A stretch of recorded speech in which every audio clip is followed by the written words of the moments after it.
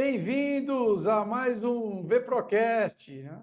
Eu costumo falar só VPRO, que fica mais fácil, que vem das palavras virtude e produtividade.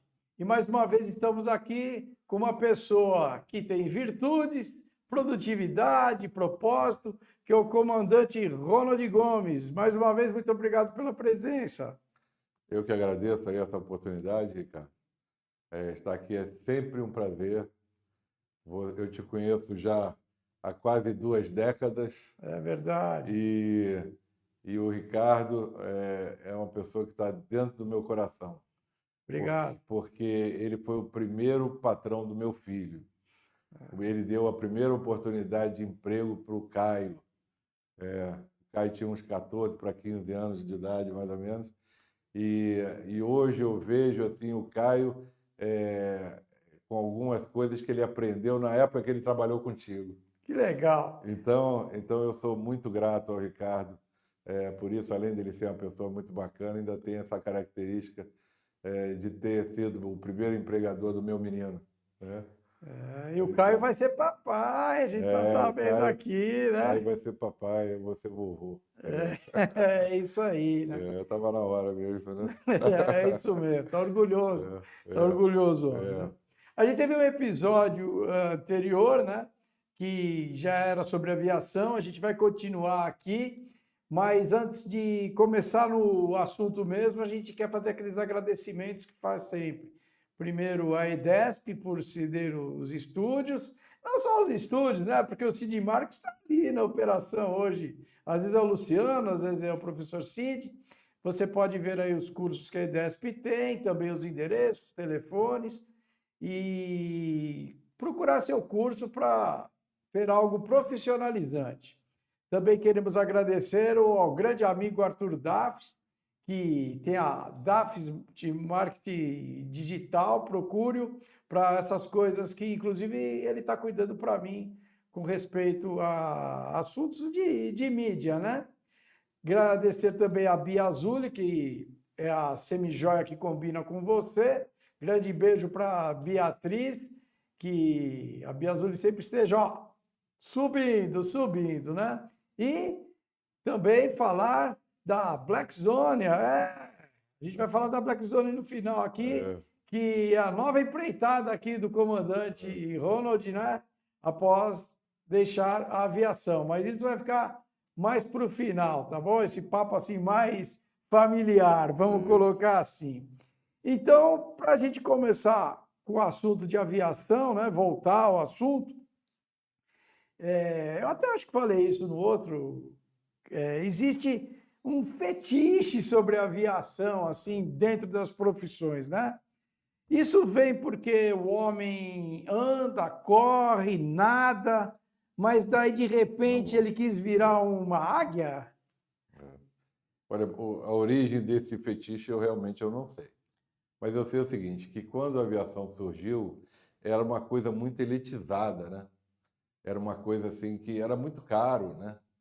Eu me lembro que a primeira viagem minha para o exterior foi para a Europa lá, de Varig, e a Varig servia um serviço de bordo maravilhoso. O cara tinha que estar bem vestido, se ele não tivesse bem vestido, ele não entrava a bordo. O cara que comprasse uma passagem de business ou de primeira classe, se ele não tivesse de terno, ele não embarcava. As mulheres tinham que estar bem vestidas, né? Tinha todo um glamour, né? Que eles falavam, o glamour da aviação, que hoje acabou, né? Hoje a aviação é transporte de massa, né? Graças a Deus que acabou, porque todo mundo tem que ter acesso ao avião. Você vê, a Sim. pessoa que mora no norte do país, se ele não for de avião, ele não chega, né? O avião encurtou as distâncias, né? E, e esse fetiche ele era em função desse todo esse glamour, né? Essa coisa em volta, né? E o piloto também era uma profissão que era muito desejada e pouco alcançada, porque as horas de voo, até hoje, as horas de voo são muito caras, né? Então, Uhum. o menino que não tem muitos recursos, o garoto que é filho de classe média, ou então classe média um pouco mais baixa, ele não tem dinheiro para pagar um curso de piloto. Então, eu aconselho aqueles que querem fazer disso uma profissão, e vão para a Força Aérea, vão para a Força Aérea Brasileira. A Força Aérea dá uma formação excelente para o profissional, excelente em todos os aspectos, no aspecto humano, no aspecto técnico. E foi o que eu fiz, né? Meu pai foi sargento, meu pai foi soldado, foi sargento, depois ele, com muito esforço, chegou a oficial, né? E ele não tinha condição de patrocinar um curso de piloto para mim, não tinha nem, não chegava nem perto. Uhum. Então, né? E graças à Força Aérea Brasileira, eu tive a formação toda como piloto, toda. Quando eu saí da Força Aérea, eu saí com 1.500 horas de voo e todas as carteiras válidas para entrar na aviação comercial, né? E isso aí eu devo ao governo brasileiro, devo à Força Aérea Brasileira. É uma Que coisa legal. que eu sou muito grato e não esqueço, e aconselho e recomendo. Aquele garoto que quer ser piloto, vá para a Força Aérea está precisando de gente boa. Falando em horas de voo, sabe quantas horas de voo você tem? Tem. Eu me aposentei com 24 mil horas, 24.200 horas de voo, mais ou menos. Isso em É, dias, calculou? não sei, tem que dividir Tinha, aí. tinha que fazer a conta aí. Eu Consegue acho que fazer, Sidney? eu acho que 24 mil horas em meses e eu acho alguma que, sei coisa? lá, deve dar uns, sei, uns 2 meses, sei lá, uns Não, depois, se o 2 meses Sidney, voando sem parar, né? Uns se o 2 meses assim, sei Cid, se o lá. Cid conseguir Sei, fazer ali fora do sei. ar, a gente É. fala depois. Porque entrou nesse negócio de horas de voo, eu lembrei que antigamente se dizia que o João Avelange, o presidente da FIFA, era a pessoa que mais tinha voado Tinha como voado. passageiro, né? Sei. E o João Paulo II É, ali na cola dele, né? é. Tem uma estatística disso ainda que você Não. saiba? Não. Não... O número de horas de voo, ele serve, assim, para você ter a graduação de piloto privado, você precisa de 50 horas de voo. Para ter a graduação de piloto comercial, você tem que ter no mínimo 150 horas de voo. Para ter o piloto de linha aérea, você tem que ter no mínimo 1.500 horas de voo, né? Então, você como piloto de linha aérea, você está homologado para entrar nas melhores empresas do mundo já, né?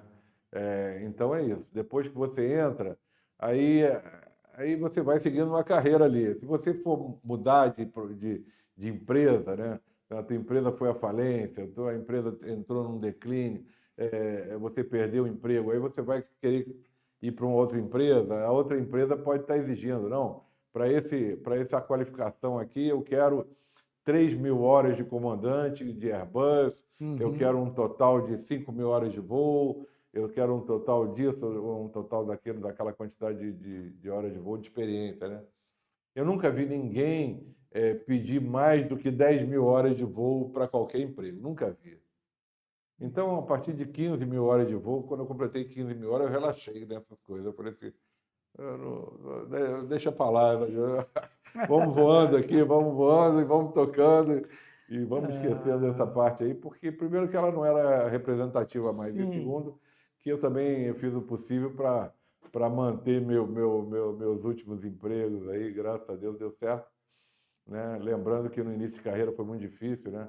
As empresas aéreas no Brasil tinham uma longevidade muito pequena, né?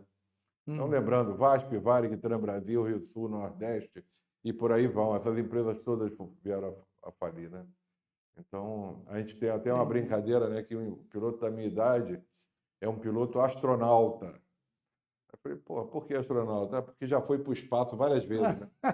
Nós Mas já fomos demitidos várias vezes de empresa aí que foram para o espaço, né? aham. Mas o Cid já deu a resposta ali, ó. 24 mil horas de voo equivale a 1.000 dias.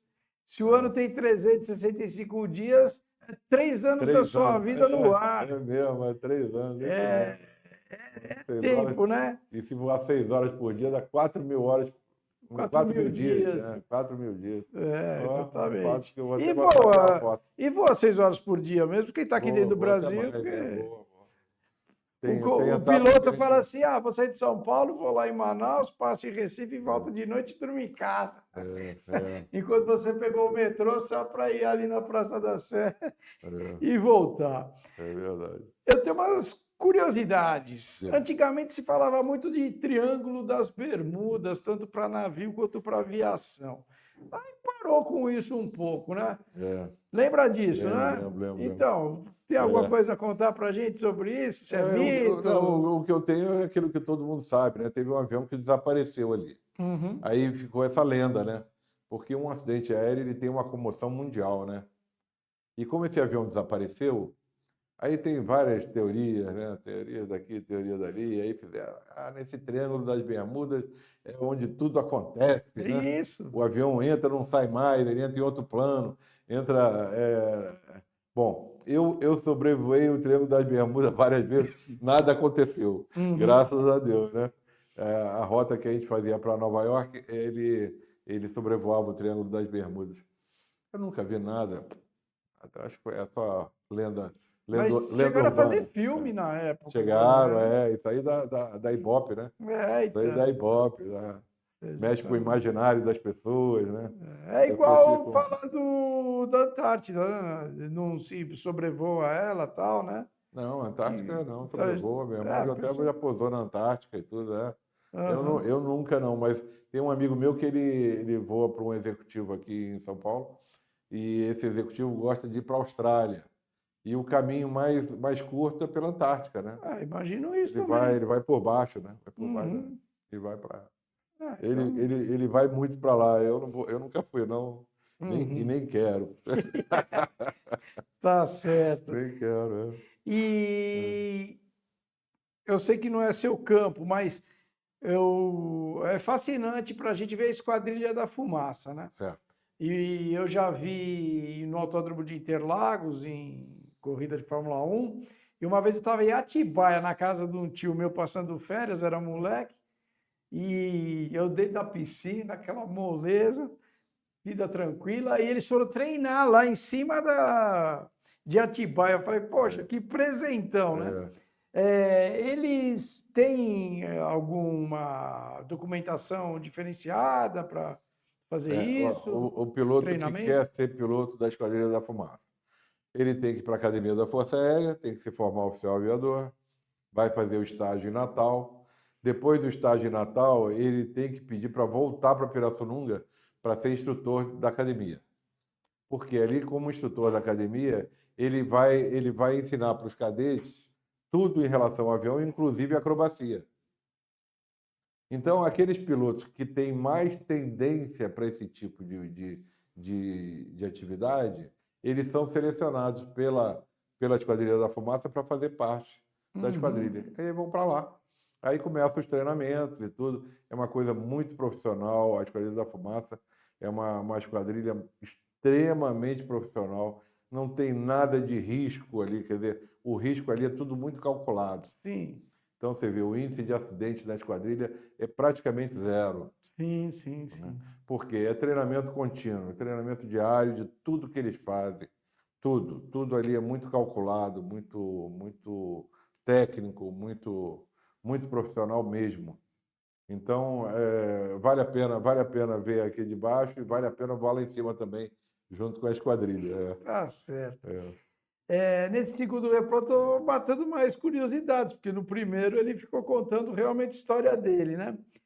Me conta como é as altitudes conforme viagem, né? Então, por exemplo, ponte aérea, ou ir para a Europa, e assim por diante. Tá. As altitudes, elas têm que obedecer a um padrão, né? Existe, assim como existem estradas no chão, existem estradas lá em cima também. Chama-se aerovias. Né? Certo? Então, um avião, quando ele tem que ir, vamos supor, do Rio para São Paulo, o despachante ele faz um plano de voo, esse plano de voo vai lá para Brasília, para um órgão específico para isso. Eles vão colocar aquele plano de voo dentro de um computador e vão dar uma autorização de nível de voo para que dois aviões não fiquem no mesmo nível de voo, nem tem avião no mesmo nível de voo em direções opostas. Então, normalmente é um aqui, o outro aqui, o outro aqui, o outro aqui. Mas tem padrão para cada linha? Tem assim, de acordo com a distância, não adianta você ir muito para o alto, porque logo em seguida você tem que descer. Por exemplo, ponte aérea são 40 minutos. Então, normalmente, o piloto vai a 29 mil pés, 31 mil pés, porque logo em seguida que ele nivela, ele já está descendo para ir embora, né? Quando o voo é internacional, aí já outros aspectos entram nessa conta, porque normalmente o voo internacional ele vai com muito combustível. Quando ele vai com muito combustível, o avião fica muito pesado. Uhum. Então, o avião não consegue ir para níveis muito altos. Então, normalmente ele começa numa altitude, vai gastando combustível, aí ele vai subindo. Gastou um pouquinho mais de combustível, ele vai. Então, por exemplo, um voo daqui para a Europa. Normalmente, a altitude normal é 31 mil pés e a altitude final lá perto da Europa já é 38 mil pés, 40 mil pés, 41 mil pés. Entendeu? Porque ele vai perdendo peso, ele vai tendo condição de ir subindo. Né? Para cada peso existe uma altitude ideal para você gastar menos combustível. Quanto mais alto, menos combustível você gasta. Mas não adianta também ir logo lá para cima se você está muito pesado. Né? Entendi. Estou lembrando dos voos que eu já fiz, né? Eu, por exemplo, quando eu fui a Portugal, eu peguei uma turbulência quase de 1 hora, ali beirando a África, onde tem as ilhas. Depois me falaram que tem as ilhas embaixo, tem vulcão e muda o clima, não sei se é verdade isso ou não, mas tem regiões do planeta mais sujeitas à turbulência ou conforme a atmosfera vai se mexendo, nuvens, pode ser em qualquer canto a turbulência? Tá. Existem regiões com mais incidência de turbulência. Isso. Por exemplo, uma delas é aqui indo para os Estados Unidos, a tal da ITCZ, que é a intertropical, que é quando vem a frente fria do hemisfério norte e junto com a frente quente vindo do hemisfério sul. Tá. Ali dá muita turbulência. Sim. Né? Todo avião ele é feito para aguentar turbulência pesada. Então, quando eu viajava com a minha mulher assim, né, que ela falava assim, pô, você não acorda não durante a turbulência? Eu falei, não, isso aí para mim é canção de ninar. Isso aí até ajuda o sono, né? Vai balançando, vai ajudando o sono ali na cadeira do passageiro. O passageiro não precisa ficar com medo de turbulência. O avião foi feito para isso, né? Nenhum avião quebra por causa de turbulência, nenhum deles quebra, porque ele passa por esse processo de homologação que ele é previsto entrar em turbulência, porque Uhum. o ar existe turbulência. A turbulência é provocada por correntes ascendentes e descendentes. Não tem Às nada a ver vezes, com o que dizem que é vácuo. não, Antigamente não tinha existe, esse mito. não Não tem existe, ar para ele se não girar. existe vácuo. Se você pôr, o avião está vendo, aí pega uma corrente descendente, o avião faz isso. Quando ele Tá. faz isso, Você sente. pô, entrei no vácuo. Não, não tem nada a ver com vácuo. Ele só deu uma baixadinha ali e já está Aham. seguindo em frente. Então, o passageiro não precisa ficar com medo nenhum de turbulência, nenhum, nenhum. Problema zero. É, Zero é claro que é mais confortável você não ter turbulência. sim, Você está ali paradinho, né? Parece que você está parado, está 1.000 km/h, mas parece que está parado, né? sim. Mas às vezes pega um buraquinho no caminho, né? Igual Por exemplo, eu já fiz uma medição mental, mas o metrô parece que treme mais do que uma Pois é, turbulência. Eu não estou pois é. falando que o avião só fez assim, Aham. mas o que você sente. E uma vez para descer em Brasília, estava em turbulência, mas meu copo d'água não derrubava a água. Eu estou sentindo tudo no É. corpo e esse copo está Só tá aqui. tranquilo aí. Então, assim, É. para a gente que não está no comando da situação, a gente tem várias impressões diferentes a respeito, né? A única coisa que o piloto tem que fazer é diminuir um pouquinho a velocidade quando passa na turbulência, porque existe uma velocidade ideal para você passar a turbulência. E normalmente é 78% da velocidade do som. Então Tá. você vai, intercepta ali, bota no velocímetro ali, Mach 78, pronto, passa a turbulência e acabou. Uhum. Né? E também, normalmente, ele desvia da nuvem, né? Não, de nuvem sim. Nuvem De... pesada, o piloto é obrigado a desviar. Não pode entrar. Né? Nuvem pesada. Uhum. Mas nem sempre a turbulência está associada à nuvem, né? Às vezes ele está Tá. associado a céu claro. Às vezes não tem nuvem no céu e a turbulência está grande. Né? Uhum. É isso, mais nada que o passageiro precisa se preocupar. Tá É. certo. O comandante Ronald, no primeiro episódio, vai falando, acabou entrando no assunto de voo de carga. Mas tem fotografia aqui do avião de carga, Cid vai preparando para a gente, né? Para ele contar sobre alguns aspectos aí, ó. A gente vê aí, ele já falou que aí nessa viagem ninguém reclama, tal, né? É. Mas a responsabilidade, assim, claro, nota fiscal, jurídicas e tempo de chegar, tudo isso são assuntos sérios, né? Então, são sérios, é. Agora, a aviação comercial, ela está tão profissional que hoje o piloto não se preocupa com nada disso. Então, ele não se preocupa com a paletização, ele não se preocupa com a distribuição da carga.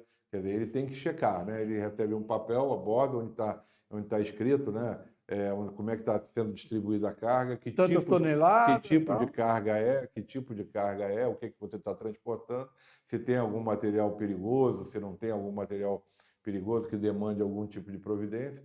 Mas está muito, muito profissional. Você não se preocupa você se preocupa com a sua função. Muito diferente no início da aviação, né? Que quem fazia o peso e balanceamento do avião era o despachante junto com o piloto. O piloto ia lá, ele verificava se estava tudo certo, se a carga estava amarrada, se não estava. Hoje foi terceirizado isso tudo. Existem pessoas responsáveis e que assinam a responsabilidade dele em relação a isso. Então, hoje, o piloto cargueiro, ele tem ali uma carga de trabalho X, mas não é uma carga de trabalho que você se preocupe com documentação, com distribuição, com venda, com canalização de carga. Ah, pô, vamos vender essa... Não, você não se preocupa com nada disso. Você se preocupa em levar um avião de A para B com o máximo de segurança, entregar a carga direitinho ali, que a carga vá para o seu destino e que esteja tudo certo. Tá legal. A gente vai colocar um vídeo aqui para vocês verem, e depois o comandante Ronald vai comentar, para você ver que se você vai lá com medo do avião lá atrás, olha o que o piloto tem tempo de fazer. De dar risada, porque a gente, como passageiro, às vezes está aflito, né? E é tranquilidade para certas conversas. Mas depois a gente troca.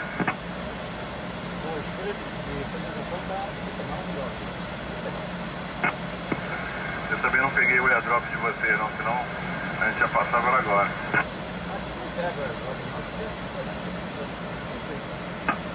Também não.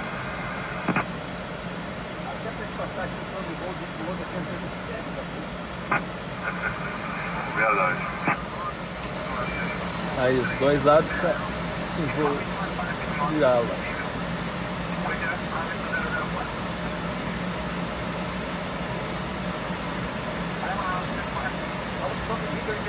Vermelho que tem aquele bem antigo, já bate uma foto boa.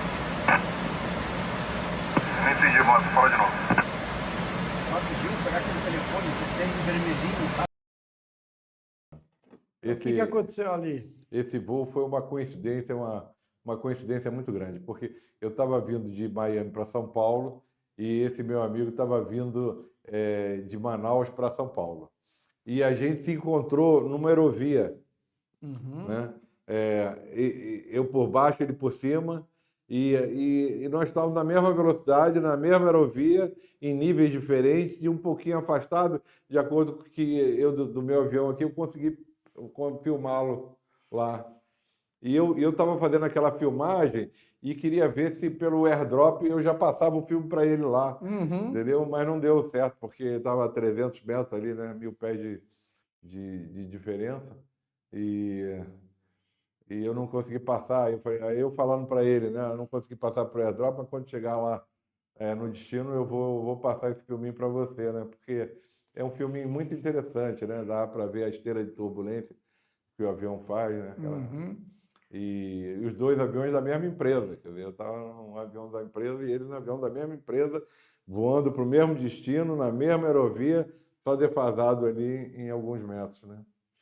Então, Deu tá para vendo? fazer. Embora seja avião cargueiro este aí, você, se fosse um uma viagem de civil, todo com medo lá atrás, e o comandante vem se dar para passar o vídeo para o vizinho de outro gol amigo, ali. Então, é só ficar tranquilo que a aviação é um negócio realmente muito seguro. é verdade.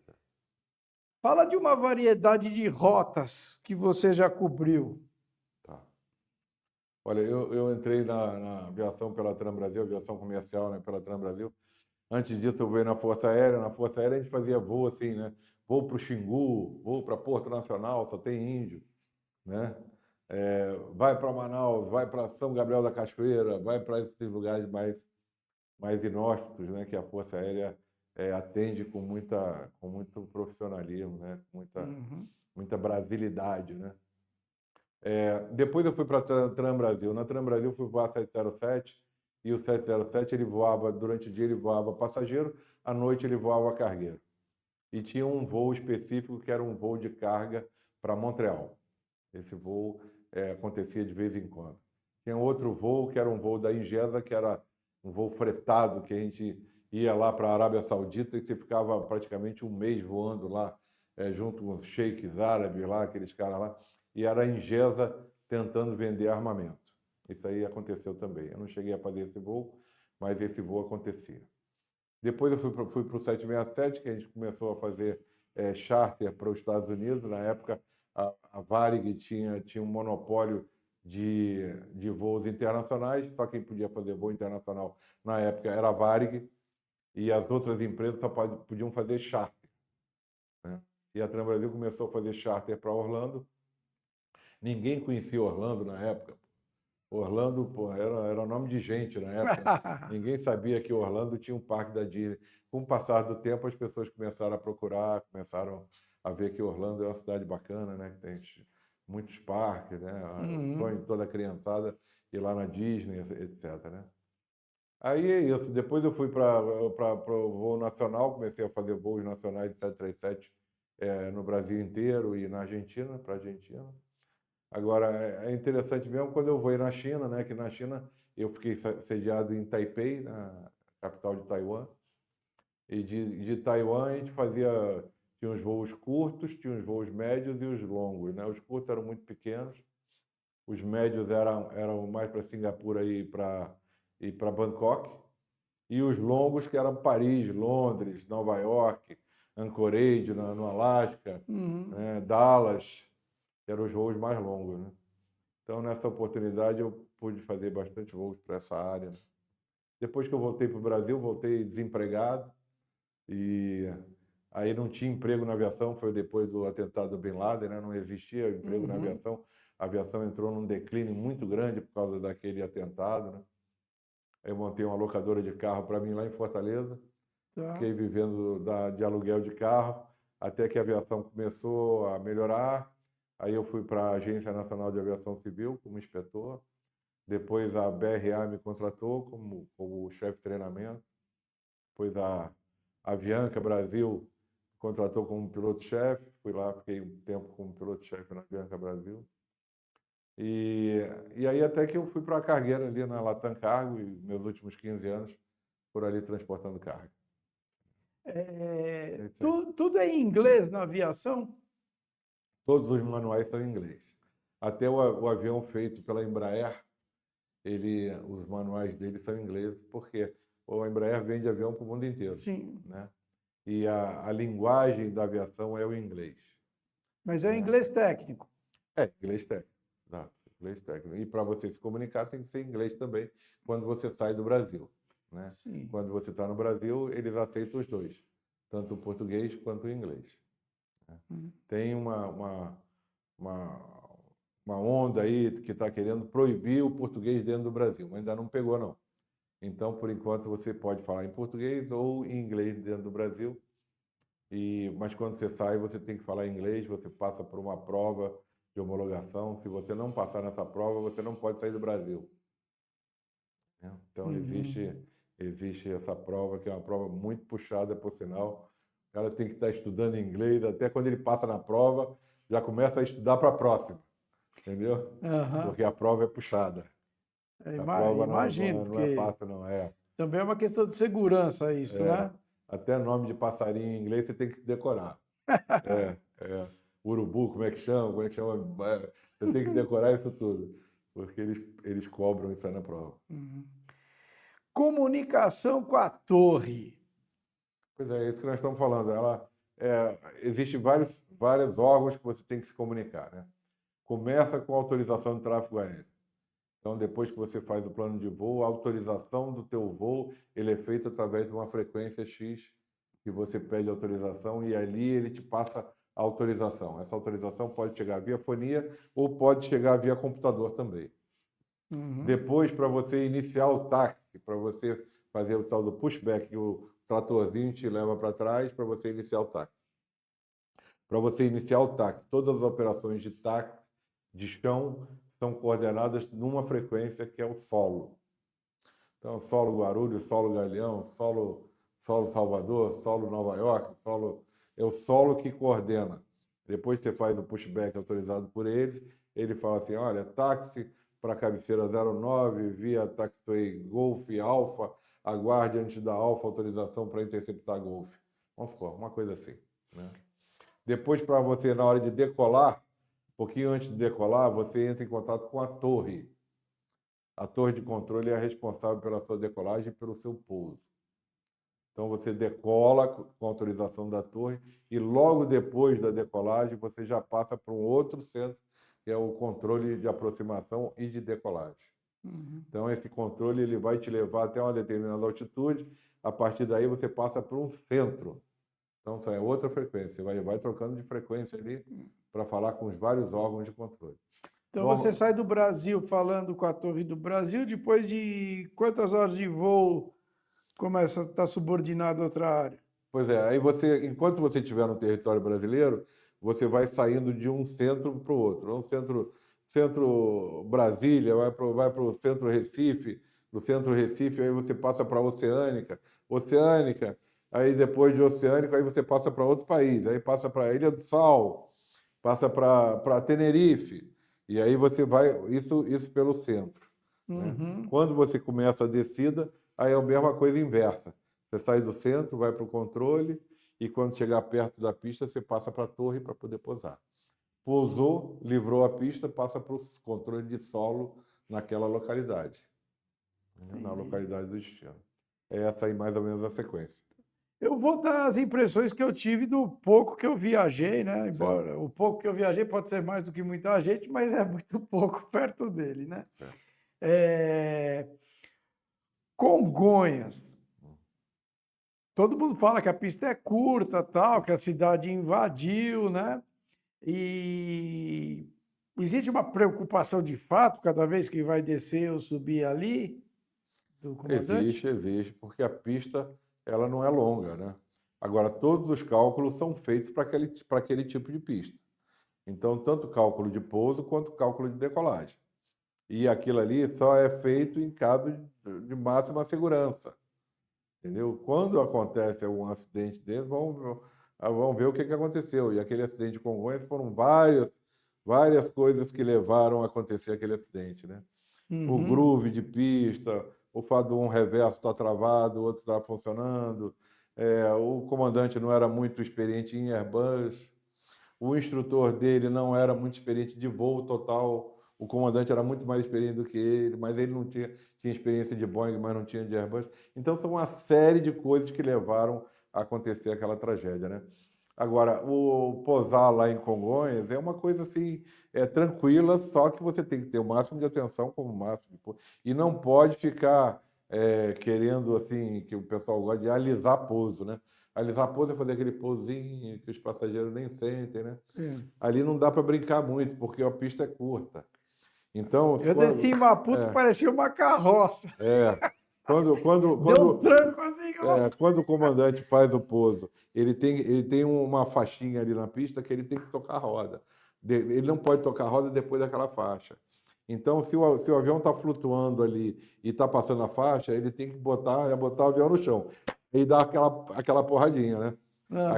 Então, o dia que vocês forem pousar em Congonhas e o comandante der essa porradinha, não fale mal do comandante. Ele está fazendo o trabalho dele bem direitinho. Uhum. E o trem de Se pouso por tem que ter uma força violenta. mas ele aguenta, ele aguenta. É. Sim, é feito E para isso. ele está fazendo o trabalho bem direitinho dele. Se por acaso o pouso for um pouso mais leve, mas ele deu sorte, né? Deu sorte de conseguir fazer um pouso dentro da segurança e dentro do conforto máximo. O Santos Dumont é maior a pista do que Congonhas? Acho que não. No Santos Dumont, não, o Santos Dumont é menor. É menor É ainda, né? menor ainda. O de Vitória também é pista curta. Aham. É. Outro Então, dia eu são vi uma pistas que pista o piloto- inclinada na internet, né? Falou que tem, ela não tem. precisava ser necessariamente reta, né? Mas Tem algumas pistas que não são mesmo. Tem pista que é assim, né? então tem. Mas aí não pôs acho que não pôs a Boeing lá, não. Acho Tá. que não. Pôs Entendi. avião pequeno, né? Em Heathrow, eu não dentro do avião, mas de fora, eu via 5 aviões alinhados para descer. E aqui em Congonhas já vi 2, 3, mas assim, Porque ali tem muita 5. pista, né? Ali é igual o Denver, né? Denver tem 8 pistas, né? Acho que são 8 ou 6, eu me lembro. Então, às vezes, você vê, tem a luzinha, mas cada um deles está alinhado para uma pista diferente. Tá. Entendeu? Em Heathrow também, deve ser isso. Que você viu muito, né? Ou então um avião atrás do outro também, Falei assim, não é mas com uma possível. certa... Parece uma que certa- desce uma um certa por distância. minuto. É uma um coisa. por minuto, isso mesmo, é. É uma fila. Lá eu vi isso lá porque eu fui homologar o voo para o México, né, da Avianca, e fui lá conversar com o rapaz lá, e ele falou assim, olha, o teu horário aqui é 8h06. Né? Tem um cara 8h05 e tem o outro 8h07. Então, o horário teu de pouso é 8h06. Vê se você consegue se adequar, né, não atrasar muito a sua decolagem, para você cumprir isso aqui. Né? Porque ali é previsto também 1 por minuto. Um pouso por minuto. Aqui em Congonhas está a mesma coisa. Mas aqui em Congonhas eu não tive o visual de ver que lá em 5 Heathrow, um né? atrás do outro, entendeu? Mas lá eu achei interessantíssimo, né? Interessante. Outra coisa que eu tive impressão, eu estava descendo uma vez, isso foi no Tombo, na África do Sul, né? Togo? Eu não lembro o nome do aeroporto, acho que é Tombo. Não, eu nunca fui na África do Sul. Nunca nem Mas conheço. assim, eu vou falar da câmera do avião. Colocaram na televisão ali a câmera de cauda. Sei. E assim, você está voando, você não se sente no nada, no vazio. Mas quando aquela câmera, que só via o avião assim por cima e as asas, eu me senti no nada no universo. Você que vai na frente, olhando a janela, você já se sentiu no nada? Uma Não. impressão de... Eu me senti no nada quando eu veio de asa delta. Porque apesar de ter aquela asa imensa em cima, Sim. você só vê a barrinha embaixo, né? Sim. Então você vê a barrinha e não vê mais nada, né? Sim. Então, voar de asa delta dá essa sensação, né? Que você está voando no nada, né? Mas a bordo não, tem uma infraestrutura grande, né? Tem um painel grande, né? Eu achava isso... Uma outra coisa, no B-25, que meu pai voou B-25 muito tempo, né? Tinha os pilotos aqui, tinha o navegador aqui, tinha o flight, tinha o radiotelegrafista e tinha o cara que era na metralhadora lá na frente. O cara, para chegar lá, ele ia engatinhando. Tá. Aí tinha uma cadeirinha lá que na frente dele era só vidro, né? Era só vidro, porque ele ficava com a metralhadora ali para metralhar os caras lá, né? Que loucura. Então, esse cara, eu acho que a sensação dele era mais ou menos essa, né? De nada, né? Ele e a metralhadora lá, entendeu? Eu acho que... Eu nunca voei lá nessa época, não, mas eu acho que a sensação do cara devia ser essa, né? Olha aí, pessoal, foi colocado aí na tela de vocês aí o endereço do VPRO no YouTube, né? Também no Instagram. E ali, se vocês quiserem dar uma força no Pix ali, entrou R$30 do último para cá, viu, ô Cid? O pessoal assim que está contribuindo, eu agradeço. Opa, e conte comigo aí, daqui a pouco vai ter um pouquinho mais. Não se preocupa com isso, você já está vindo aqui de convidado, é um prazer. Mas, assim, como é uma iniciativa nossa, né, até a gente ir crescendo, eu sempre falo assim, né, eu quando estou na posição de vocês, penso, se eu botar R$ 3 é pouco, se eu botar 50 eu não tenho. Mas R$ 3 já paga a nossa água, 5 já paga o nosso metrô para chegar aqui, não se preocupa com o montante total de aluguel de estúdio e tal. Mas se tiver tendo conhecimento, se divertindo, a gente agradece uma contribuição, não vamos se fazer de rogado aqui, né? Tá bom? Obrigado. Continuando aqui. Que avanços durante a sua carreira você observou na aviação? Nossa, muitos avanços, né? Muitos avanços. A única coisa que não avançou foi a velocidade dos aviões, né? Porque Uhum. quando eu entrei na aviação comercial, a gente voava Mach 82, quer dizer, 82, 80 da velocidade do som. E hoje continua se voando nessa mesma velocidade. Só que com uma economia de combustível imensa. Sim. Então, o custo de voar ficou muito mais barato, né? Antigamente precisava de um engenheiro de voo para fazer o gerenciamento do combustível, do sistema hidráulico, da pressurização. Então, o comandante fazia a função dele, o copiloto auxiliava o comandante na função dele, e tinha um engenheiro de voo que gerenciava os sistemas do avião, né? E hoje isso é tudo feito pelo computador. Então, Uhum. não existe mais a função de engenheiro de voo, né? Eu entrei como engenheiro de voo na Tram Brasil em 86, né? Então, essa função não existe mais, porque os aviões estão muito automatizados, né? Nesse aspecto, as mudanças foram muito grandes, né? Antigamente também, a distância entre os aviões numa aerovia, o avião que estava indo no mesmo sentido era de 4.000 pés, hoje é de 2. Entendeu? Tá. Às vezes tem aerovia que é mão única que é de 1. Então, para que isso? Para caber mais avião, Uhum. né? Para caber mais avião. Então, essa aí foi outra mudança grande, né?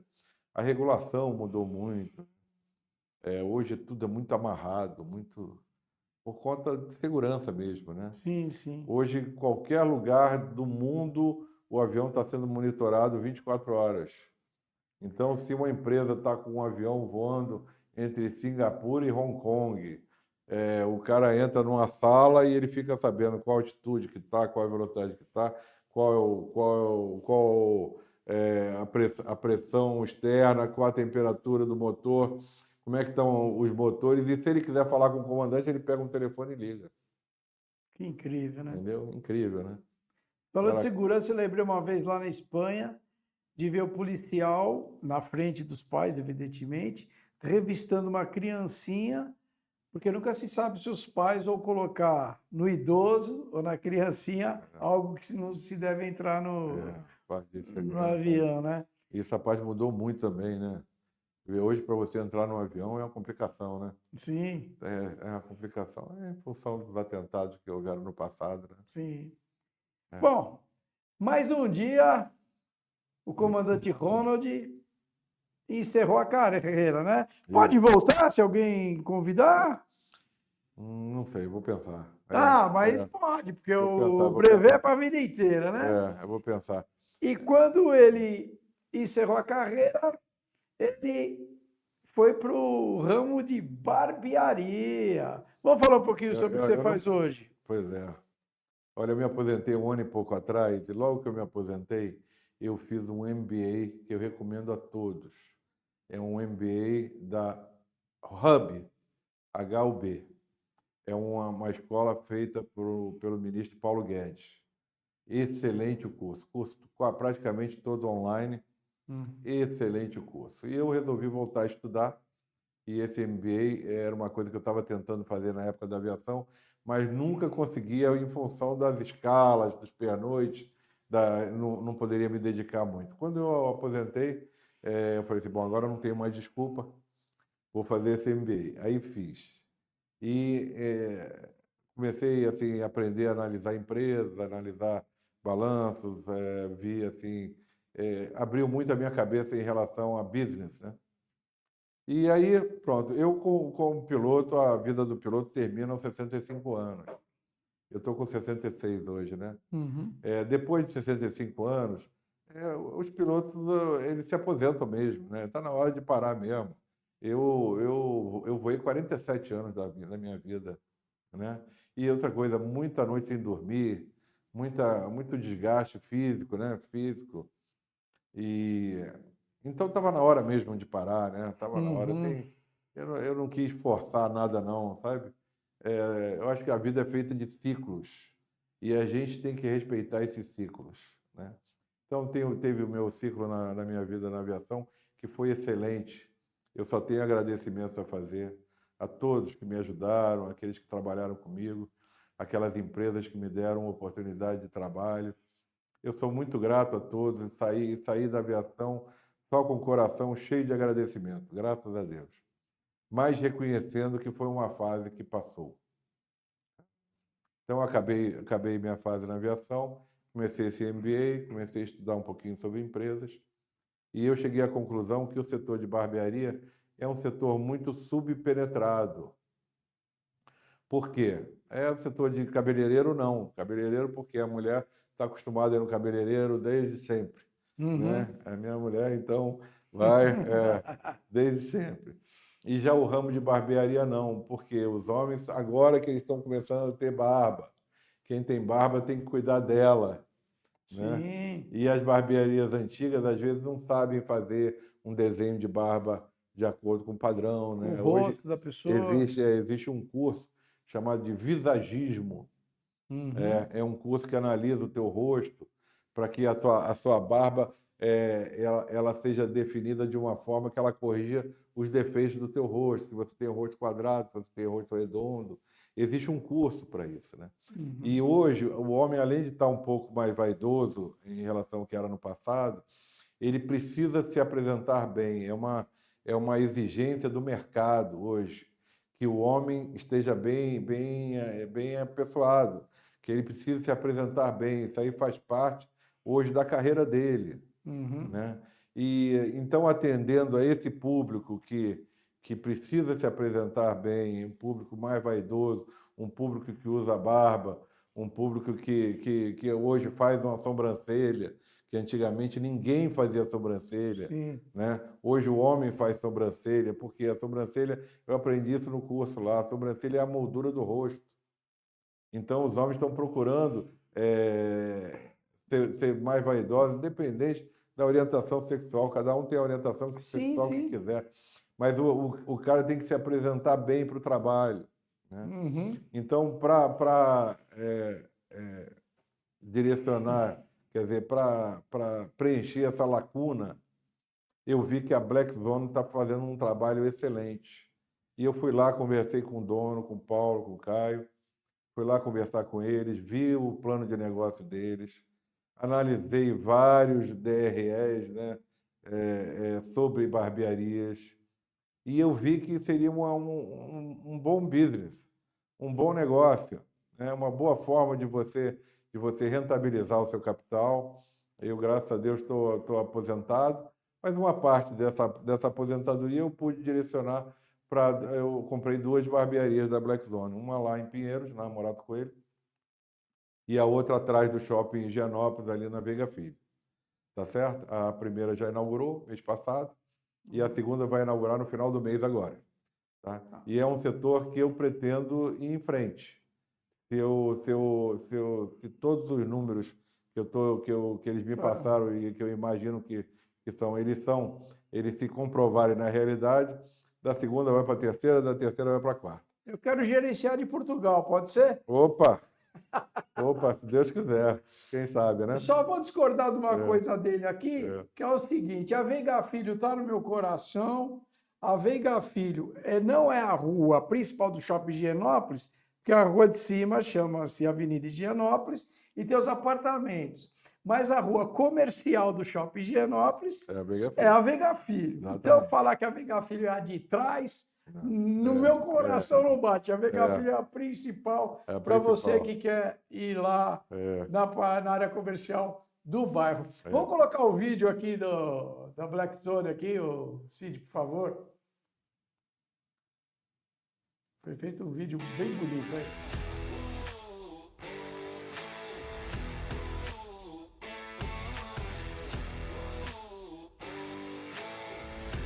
Esse é namorado? Depois você explica o vídeo. Esse é da Morato. A da Veiga Filho ainda não ficou pronta. Uhum. Mas essa da Morato Coelho. Um bairro excelente ali em Pinheiros também. Bairro maravilhoso.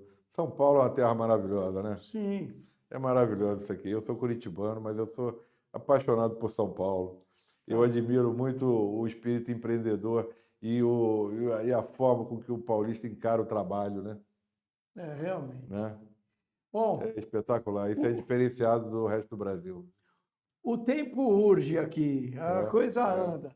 E eu vou encerrar aqui, embora eu dê uma pitadinha no começo, falando que o Caio foi o primeiro emprego dele lá. Claro que eu não vou contar nas palavras que a gente conversou na época, mas eu quero contar como eu conheci esse grande ser humano, além da profissão dele. Obrigado. Tinha uma placa na loja de frutas que a minha família tinha lá no Pomarde, que é de frente do Shopping Higienópolis, era, né? Não tem mais. E precisa de ajudante. E o seu Ronald apareceu com o Caio, filho dele, e disse: eu preciso que meu filho tenha o primeiro emprego dele. E eu conversei com ele, que eu não pegava menores de idade. E ele disse: não, mas olha, a situação é essa. Eu sou comandante de avião, tal, e quero que meu filho aprenda como é a vida. Porque a minha carreira é a minha carreira, a do meu filho vai ser a dele. E eu ainda argumentei, mas eu acho que o salário que ele vai ganhar aqui é menor do que o colégio que o senhor paga para ele, ou que uma mesada que o senhor possa dar, né? Daí ele falou: não é isso que está em jogo fazer com que o meu filho seja um homem. E foi nesse dia que o Caio começou a trabalhar com a gente, e foi um período muito interessante. E eu quero colocar uma foto minha aí, que eu acho que é das mais ridículas que eu tenho, por favor. Porque foi na época que inventaram esse negócio, é Pokémon isso aí? Pokémon, E o Caio, adolescente, falou: amanhã eu vou lançar no mundo inteiro Pokémon e tal. E o Caio, assim, naquele dia, ele trabalhou aéreo, porque ele pegava o celular e via o Pokémon na rua, via o Pokémon e tal. Ele falou: tem o Pokémon aqui dentro da loja. Eu falei: então você me diz onde está que eu vou lá abraçar o Pokémon. E você tira uma foto minha com o Pokémon, porque é óbvio que eu não ia ficar procurando Pokémon nenhum. Então tá aí uma foto que eu brinco que é das mais ridículas, mas que também mostra o ambiente que era o pomar, onde todos os funcionários que passaram por lá se tornaram amigos da minha família, né? Eu acho que o Caio tinha o quê? 15 anos, mais ou menos?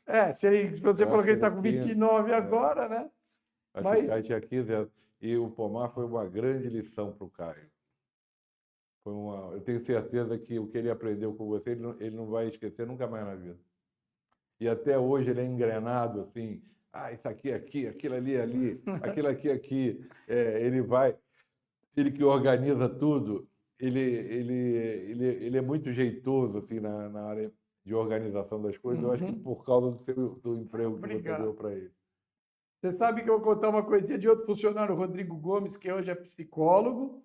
Ele já escreveu 3 livros e está na Feira do Rio de Janeiro agora, semana que vem, embora esse episódio vai após, né?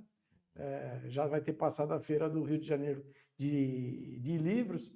Mas uma vez eu dei a bronca no Rodrigo assim, ele estava fazendo errado, eu passei e falei assim: você sabe fazer o certo, não faz porque não quer. Ele disse que foi a pior bronca que ele levou, porque ele disse que quando eu estava nervoso, ele ainda retrucava.